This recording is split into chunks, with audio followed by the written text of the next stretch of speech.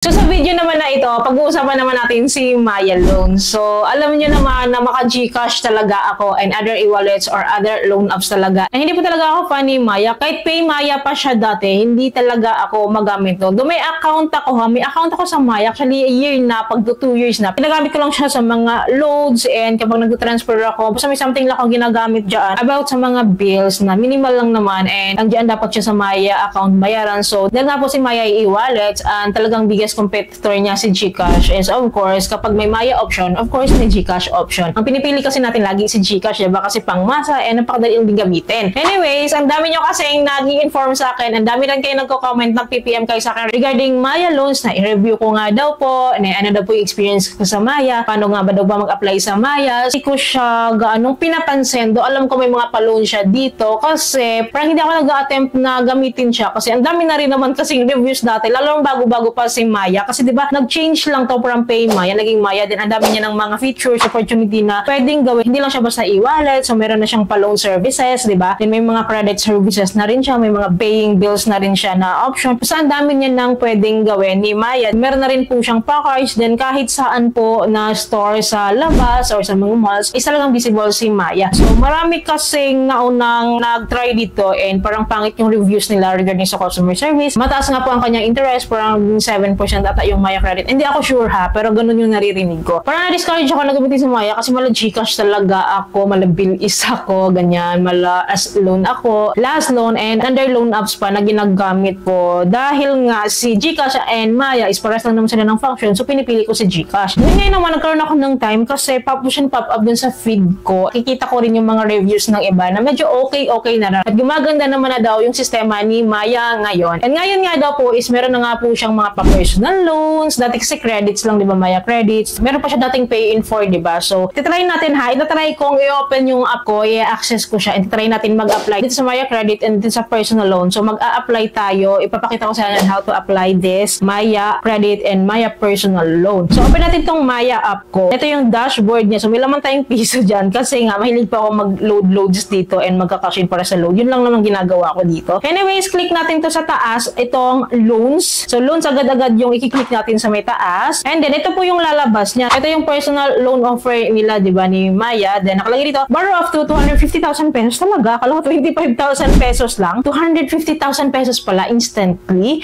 So, we can borrow up to 250,000. And then, nakalagay dito, fund your next big life move and pay in monthly installments with Maya personal loan. So, ito clearly is Maya personal loan siya. And then, parang nawala yung pay in 4 nila, no? Kasi nakalagay dito, keep an eye out for pay in 4. Will return with improved features and experience. Kasi dati meron talaga to and ito yung parang naabutan ko dati and hindi ko siya ginawa or hindi ko siya ginrab. Kasi hindi nga ako interesado. Anyway, so click lang natin tong apply now. Hindi lang sa loob mag-apply no, wala namang ganyan dito sa Maya. So try lang natin mag-apply. Malay mo naman. Kasi nakalagay dito, loan approval is based on your eligibility. Malay mo eligible tayo. Maya, baka naman. Anyways, click natin tong apply now. And then, meron silang mga description dito about sa kanilang pa-loans like a low monthly add-on rates. Nakalagay po dito na 0.77% payable in up to 24 months. Grabe, ang baba pa rin ng personal loan nila, no? Then get your loan in an instant, flexible monthly payments, early loan management. So, mas maganda pala talaga yung Maya personal loan interest nila, no? Kasi akala ko dati MM lang to, HS lang ganun. Hindi pala. So, nakalagay dito na yun yung ginagaranted nila na 0.77% daw yung interest. So, grabe, no? So, wala na rin siyang pinagkaiba sa mga banks talaga na as in talagang mas cheaper yung mga interest. Anyways, click natin tong apply now. And then, meron siyang terms and agreement, data privacy, terms and conditions here. So, click natin tong continue for the next step.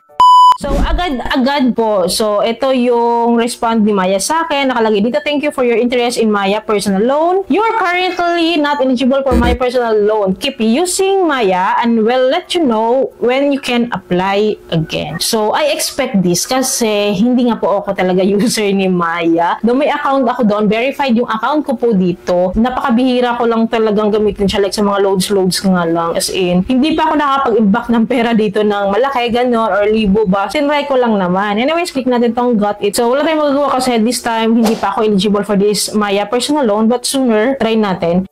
So, balik tayo sa dashboard ni Maya. So, ngayon naman, click naman natin si credit sa may taas. So, katabi rin siya ni loan. So, alam ko iba si Maya credit sa Maya loans kasi parang ito yung mga intro loans nila in case na gusto lang natin mga small amount. Pwede nakalagay sa description niya, extra budget, get up to 30,000 in seconds with Maya Easy Credit. So, ang alam ko, ito po yung pantapat nila kay G-Credit ng GCash. And, tingnan natin kung makakapasa tayo dito.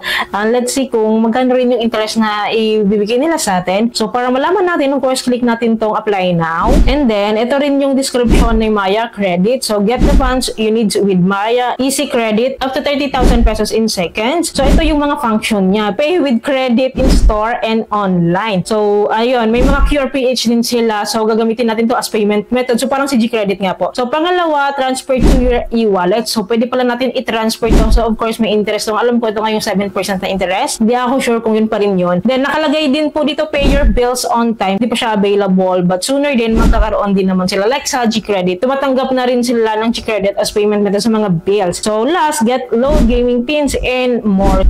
So, basically po, ang function niya talaga is payment method. Ang maganda rin po kasi dito is naka-convert siya to cash. So, si G-Credit naman po is naka-convert din naman talaga sa cash. So, marami tayong mga outlets na pinapadaan si G-Credit para ma-convert siya sa cash. So, sa dashboard kasi ni G-Credit, hindi siya nire-recommend na pwede siyang isend sa GCash wallet. So, while dito kay Maya Credit is pwede siyang isend sa e-wallet mismo para magkaroon ng fund. And syempre, pwede natin i-withdraw as good as cash, of course. Click lang natin tong apply now. And of course, so, next dito is the privacy notice, yung terms and condition nila. So, I advise kung gusto nyo basahin, then basahin nyo rin. Then after that, click lang natin tong continue. Then wait natin ha. So, nakalagay din dito. So, nalungkot ako bigla, no? So, Maya Easy Credit isn't ready for you yet. To improve your chance of getting Maya Easy Credit, keep using Maya to pay your bills or pay via QR or card at our partner merchants. Yun nga, na-expect ko naman din to kasi nga po, tulad nga po ng sinasabi niya, para nga daw magkaroon ako ng chance na ma-offeran is gamitin ko daw si Maya to pay my bills, yung mga ganun. So, mag-cash in, gamitin yung QR or Maya card sa mga merchant store, sa mga merchant na partners nila. So, yun, wala tayong magagawa doon. So, balik tayo sa dashboard. So, click natin itong card. So, ang gusto ko dito kay Maya, maganda yung cards nila. Kasi maganda yung cards nila. And, yun nga, ito, may mga dalawang uri pa lang siya sa cards. Kasi gusto ko, kapag may e-wallet ako, meron din akong cards. Kasi, in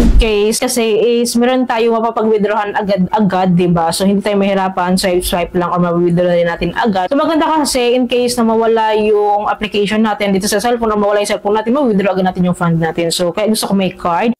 So, by the way, sinubukan ko lang naman, tinry ko lang naman. So, Maya, baka naman Maya, ma-offeran nyo ako dito. And maging eligible po ako sa mga credits nyo and pa-loans nyo. Kasi hindi kayo mabibigo sa akin. So, anyways, kayo ba? Ano experiences nyo dito sa Maya? I-share nyo naman yung experiences nyo sa akin. Paano kayo na-approve? Ano yung mga ginawa nyong mix para ma-approve dito or ma-offeran kayo dito? So, pakishare yung experiences. Para kahit pa paano is aware din ako sa mga experiences nyo kasi wala namang makakatalo sa mga experiences nyo talaga kahit knowledgeable tayo. Kung hindi natin to na-experience, parang wala rin. Kaya gusto ko malaman yung mga personal experience dito sa Maya Loan, sa Maya Credit. Goods ba siya? Okay ba siya? So, bago kasi natin to i-try, kahit pa paano, meron na tayong background regarding dito. And ano ba dapat talaga yung gawin para mabilis tayong maperan ng Maya Loans or Maya Credit? So, ano ba yung mga steps na ginagawa nyo, yung mga ritual na ginagawa nyo? Kasi maganda kasi dito, natututo kayo sa akin and natututo rin ako sa inyo. Through your comments, your experiences na sinishare nyo, nagkakaroon din ako ng knowledge kasi. Ang maganda doon kasi give and take tayo. And hindi lang din po kasi ako umaasa sa sarili kong kaalaman. Kaya po nagbabasa ako ng mga comments nyo regarding sa mga loan apps po na dinidiscuss natin dito. So yun lang po, i-update ko kayo ha kung kailan tayo ma-offeran dito ng loan sa Maya. So stay tuned lang kayo kasi i-share ko naman yun sa inyo. And try natin mag-pondo dito sa Maya Wallet. So, kasi yun naman yung isa sa way talaga para ma-offeran tayo. Meron tayong activity and meron tayong funds dito sa Maya Wallet. So malay mo soon, ma-offeran din agad tayo. So i-update ko po kayo. Kaya dapat po nakasubscribe kayo. Click yung bell button para lahat po ng videos ko is updated and notified po kayo every time na may bago po akong i-upload. But anyways, please don't forget to like and share. Thank you for watching this video. Bye!